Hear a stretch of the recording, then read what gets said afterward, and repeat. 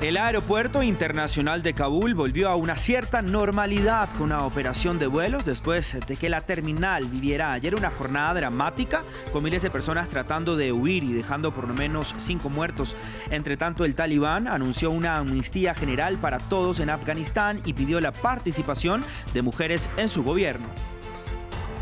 El presidente de Estados Unidos, Joe Biden, enfrenta una ola de críticas tras defender su decisión de retirar las tropas estadounidenses y culpar a los líderes locales por el colapso del gobierno afgano. Desde el Partido Republicano califican la salida de los soldados bajo el liderazgo de Biden como desastroso.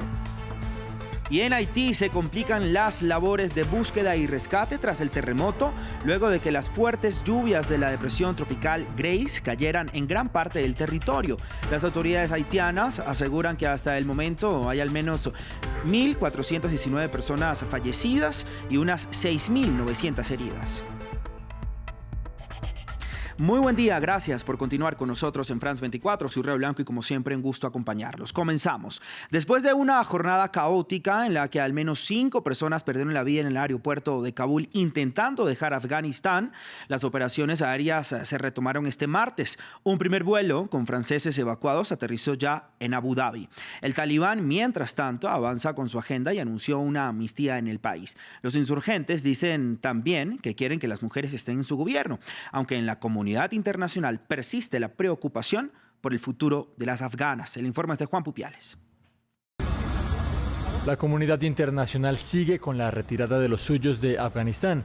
Este martes, en aviones como este del ejército francés, los vuelos retomaron en la capital afgana después del caos del lunes. Bajo control estadounidense, la terminal se ha convertido en la esperanza de miles de personas para abandonar un país que vuelve a estar bajo el control de la más estricta ley islámica. 640 afganos abordaron el lunes un avión de la Fuerza Aérea estadounidense con destino a Qatar, un reflejo del éxodo en el país, en donde el futuro de las mujeres sigue siendo una gran preocupación. Fuimos al aeropuerto pero regresamos porque la situación era mala en el aeropuerto y todo el mundo tenía miedo de una llegada sorpresiva de los talibanes. Mientras tanto, los insurgentes avanzan con su control sobre Kabul. El Talibán anunció este martes una amnistía para aquellos que trabajaron en el anterior gobierno y dicen animar la presencia de mujeres en su administración, pese a que defienden la aplicación de la Sharia, la cual atenta contra los derechos del sexo femenino. Desde la ONU ponen en duda estas promesas. Dicen que las mujeres pueden trabajar y que las niñas pueden ir a la escuela. Tales compromisos necesitan ser honrados y de momento, teniendo en cuenta el pasado, estas declaraciones son recibidas con algo de escepticismo. Pese a la toma de los talibanes en Afganistán, el presidente estadounidense Joe Biden defiende esta retirada que, según lo planeado, debe completarse para final de mes, después de 2 décadas de intervención. Para analizar lo que ocurre en Afganistán bajo el control talibán, le doy la bienvenida a Amin Lejarza Salhi, analista internacional. Amin, gracias por estar aquí con nosotros en France 24. El grupo talibán asegura ofrecer una amnistía en el país y además insta a las mujeres a participar en su gobierno. ¿Qué tan creíbles son estas declaraciones? ¿Existe una verdadera voluntad de cambio o esta es una fachada solamente para la comunidad internacional? Buen día, Raúl, un placer estar aquí. Bueno, en lo referente a lo que el régimen talibán dice de incorporar la postura de la mujer dentro de lo que viene a ser su administración, es justo lo que decía ya el alto comisionado, el portavoz del alto comisionado de Derechos Humanos de Naciones Unidas. Se recibe con escepticismo, por el pasado, por supuesto, pero sobre todo por hechos. Es decir, nos gusta siempre intentar ver las demostraciones por parte del régimen talibán. Lo que se ha visto es que efectivamente la imposición de la Sharia desde la manera tan rigorista que los talibanes la entienden, donde las mujeres tienen que vestir con el burka, donde las niñas no pueden salir, tienen que salir de la escuela a los 10 años y hasta pueden casarse antes o ya una vez hayan salido de la escuela y ponerse a trabajar, en algunos casos, depende de qué tipo de trabajos. Deja mucho entrever ese tipo de dualidad frente al hecho de que la mujer vaya a estar en la administración afgana. ¿Qué tipo de mujer? ¿Qué tipo de desarrollo de la mujer se va a permitir dentro del país? Es algo muy importante. Personalmente, y desde un punto de vista a futuro, ¿no? Lo que se suele entender por perspectiva, es una estrategia de propaganda, es decir, es una forma de entrar en el poder, es una forma de consolidarse con promesas que habrá que ver si tan reales son como ellos dicen. Pero personalmente, y según han demostrado, es muy difícil. Hablemos de esa consolidación, porque estas declaraciones del Talibán han sido interpretadas como señales positivas en países como Rusia y también Turquía. ¿Qué tanta aceptación tendrá este gobierno talibán en la comunidad internacional? Bueno, efectivamente, los líderes o las grandes potencias regionales, ¿no?, como puedan ser Turquía, Pakistán, China, Rusia, Irán o Qatar, ya han reconocido al régimen talibán. He querido nombrar todas porque es muy anecdótico que son países que tienen también, en general, buenas relaciones entre ellos.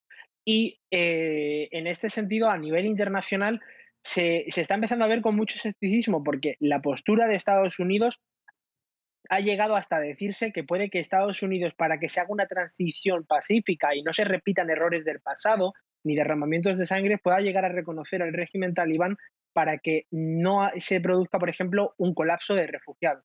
Esto no tiene ni pies ni cabeza. La realidad es que estamos hablando de un grupo armado que sigue teniendo lazos con grupos terroristas como es Al-Qaeda. Y eso no va a cambiar. Tocaba un punto muy importante y es el de los refugiados. ¿Qué podemos esperar en medio de esta crisis humanitaria en las próximas semanas? ¿Hay especial preocupación por quienes huyen del país y por una nueva posible crisis de refugiados con la que Europa dice que no está lista para poder lidiar con ello? Efectivamente, desde Europa es muy complicado lidiar con esta crisis y al final, anteriormente comentabais ustedes en el noticiero que los republicanos achacaban a Biden esta forma tan desastrosa. La única otra forma de haber hecho esto hubiera sido hacerlo más paulatinamente durante el tiempo, pero los refugiados hubiesen salido igualmente. Entonces, Europa sigue sin estar no dispuesta tanto, sino más que nada preparada. Los países de alrededor, como es Irán, como es Pakistán o como serán Turquía, que serán los principales receptores de refugiados, los van a aceptar muy probablemente, pero no van a poder tampoco asimilar este gran volumen de millones de personas que seguramente intenten salir. Y aquí hay que entender otro factor fundamental en cuanto a los refugiados, los que puedan permitirse llegar a pagarse un viaje, como hemos visto con la crisis de refugiados sirios, hasta Europa, y los refugiados que no puedan llegar y que tengan que vivir en unas condiciones infrahumanas porque prefieran eso a tener que estar bajo el yugo talibán. Complicada la situación en Afganistán. Amin, gracias por estar aquí con nosotros en France 24. Que tenga usted un feliz resto de día. Estados Unidos anunció $500 millones en ayudas para los refugiados que tengan que escapar de Afganistán, como ya lo estábamos hablando, tras la retoma del control por parte del grupo talibán. Esto después de que el presidente Joe Biden defendiera su decisión de retirar a sus tropas del país. Una decisión que le ha valido una oleada de críticas por parte de la oposición republicana. Veamos. Calificó la caída de Kabul en manos de los talibán de desgarradora, pero Joe Biden se mantiene firme en su decisión de retirar las tropas estadounidenses de Afganistán y culpa a los líderes afganos después de que el presidente Ashraf Ghani huyera del país. Los líderes políticos afganos se rindieron y huyeron del país. Los militares afganos se derrumbaron, a veces sin intentar luchar. En todo caso, los acontecimientos de la semana pasada reforzaron que cualquier implicación militar en Afganistán ahora era la decisión correcta. Tras las escenas de afganos desesperados, abarrotados en el aeropuerto de la capital en busca de un medio para huir, Biden se comprometió a ayudar a los que habían trabajado con los estadounidenses durante el conflicto de 2 décadas y que ahora podrían enfrentarse a las represalias del grupo insurgente. Entre tanto, en territorio estadounidense, los republicanos también critican la retirada y la califican de precipitada y mal preparada, a pesar de que Donald Trump fijó una fecha de salida aún más temprana para las tropas estadounidenses. Si insiste en salir, al menos podría haberlo planeado. Un desastre total lo presenciamos en la pantalla. Gente aferrada al costado del avión, desesperada tratando de salir de allí, porque saben que van a ser asesinados por los talibanes porque estaban colaborando con nosotros. Tras el caos de los últimos días, Biden se ha visto obligado a enviar tropas de regreso al país para asegurar el aeropuerto y más evacuaciones, llevando en total en terreno alrededor de 7.000 soldados. Biden advirtió que si los ciudadanos estadounidenses son atacados por el talibán, Estados Unidos responderá con una fuerza devastadora. Mientras tanto, los afganos se enfrentan a un futuro aterrador, una vez más a merced del grupo militante. Cambiamos ahora a información. La población afectada por el terremoto en partes de Haití espera la ayuda humanitaria necesaria en las tareas de rescate que se complican con la llegada de las lluvias de la depresión tropical Grace. En el país ya hay más de 1.400 fallecidos y 6.900 heridos a causa del terremoto de magnitud 7.2 el día sábado. Varios países de América Latina contribuyen a la respuesta humanitaria. Carolina Loza León nos cuenta más. Buscan ayuda entre las estructuras colapsadas. Quienes sobrevivieron al terremoto esperan hallar entre las ruinas alimentos para garantizar su subsistencia. Miles de haitianos esperan por ayuda humanitaria. Los países de América Latina fueron los primeros en solidarizarse. Chile envió 16 toneladas en medicinas, kits de higiene, comida y agua. Los chilenos sabemos y conocemos lo que significa un terremoto devastador y lo que significa en términos de sufrimiento y dolor para las personas que tienen que vivir esas adversidades. Y por eso tenemos todas las razones del mundo para hoy día acompañar, solidarizar y ayudar al pueblo haitiano en estos momentos de tanto dolor y de tanta angustia. México, por su parte, envió toneladas de artículos de primera necesidad. A los insumos se suman los equipos de búsqueda que apoyan las tareas de rescate. Colombia envió 30 personas para ayudar en las labores, mientras que las autoridades haitianas prometieron evitar los errores de 2010, cuando los recursos fueron dirigidos a ONGs que no brindaron la respuesta que se esperaba. Queremos una mejor respuesta que la que se dio al terremoto del 2010.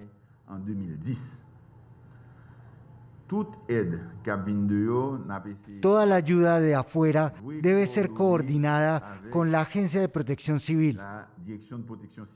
La isla aún no se recuperaba de la destrucción causada por el sismo del 2010. Además, enfrenta este desastre en medio de un turbulento ambiente político, exacerbado por el asesinato de su presidente, Jovenel Moïse, el 7 de julio. Y a continuación repasemos la situación de la pandemia en Nueva Zelanda, Estados Unidos y Uruguay. La primera ministra neozelandesa, Jacinda Ardern, ordenó el confinamiento por 3 días de los más de 5 millones de habitantes del país, tras detectarse un solo caso de contagio en la ciudad de Auckland, el primero desde el pasado 28 de febrero. La medida se da ante el temor de que el caso detectado en un hombre de 58 años sea con la variante Delta. El gobierno del presidente estadounidense Joe Biden planea anunciar que casi todos sus ciudadanos deben recibir una dosis de refuerzo de la vacuna contra el COVID-19 8 meses después de haber sido inmunizados. Esto supone una nueva fase en la campaña de vacunación que podría comenzar a mediados de septiembre.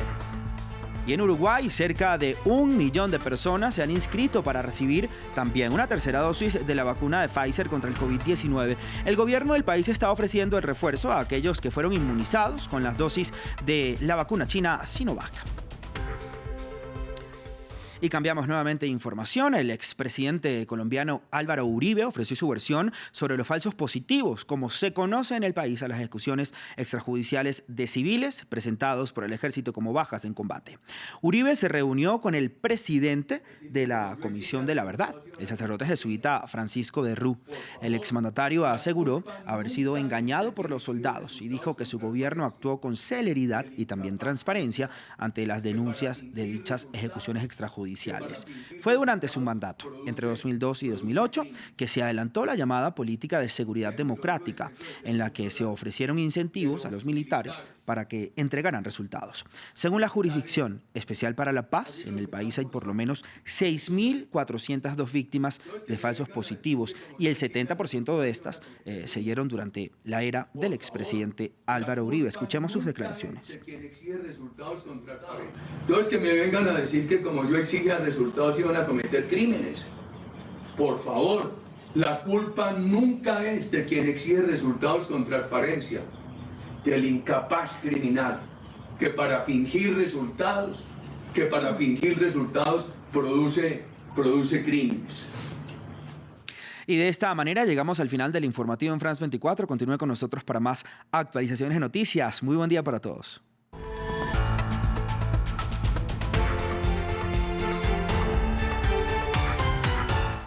Siempre que hay un líder asesinado, tenemos que pensar quién se beneficia. Mujeres que protagonizan